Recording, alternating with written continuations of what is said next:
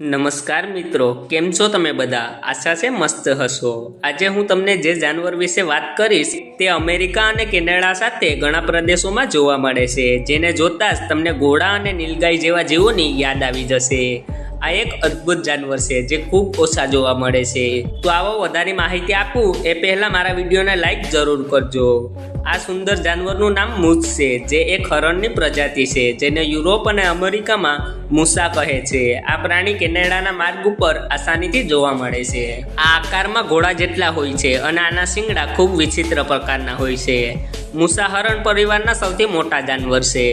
આ જાનવર વધુ પડતા ઠંડા વાતાવરણમાં જોવા મળે છે, જે ઠંડીમાં જંગલો અને ગરમીમાં નદી તળાવના કિનારે રહે છે। આમાં નર અને માદાની ઊંચાઈ એક સરખી હોય છે। આની લંબાઈ 4 થી 6 ફૂટ સુધી હોઈ શકે છે, પરંતુ આમનો વજન અલગ અલગ હોય છે। નરનો વજન માદાથી વધુ હોય છે। નર 430 કિલો સુધીના હોય છે, જોકે માદાનો વજન 340 કિલો સુધી હોઈ શકે છે। આ જાનવર શુદ્ધ શાકાહારી હોય છે, જે ફૂલ, પત્તા, ડાળીઓ અને લીલું ઘાસ ખાવું પસંદ કરે છે। તેના મોટા આકારને કારણે તે ખૂબ વધુ ખોરાક ગ્રહણ કરે છે, જેમ કે તે એકવારમાં 50 કિલો સુધી ખોરાક ખાઈ લે છે।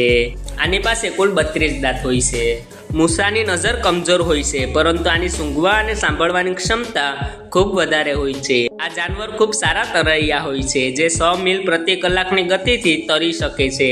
આ જાનવરની દોડની વાત કરીએ તો આ લગભગ 35 કિલોમીટર પ્રતિ કલાકની ગતિથી દોડી શકે છે। મૂસા તેના શિંગડાથી ખૂબ પ્રખ્યાત છે, જે ખૂબ વજનદાર હોય છે, જેનો વજન 25 થી 30 કિલો સુધી હોઈ શકે છે।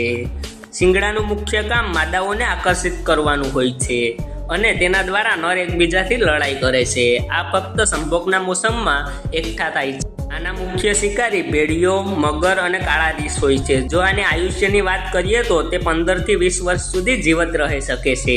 જો આને પ્રાણી સંગ્રહાલયમાં રાખવામાં આવે તો આ 25 થી 40 વર્ષ સુધી જીવિત રહી શકે છે।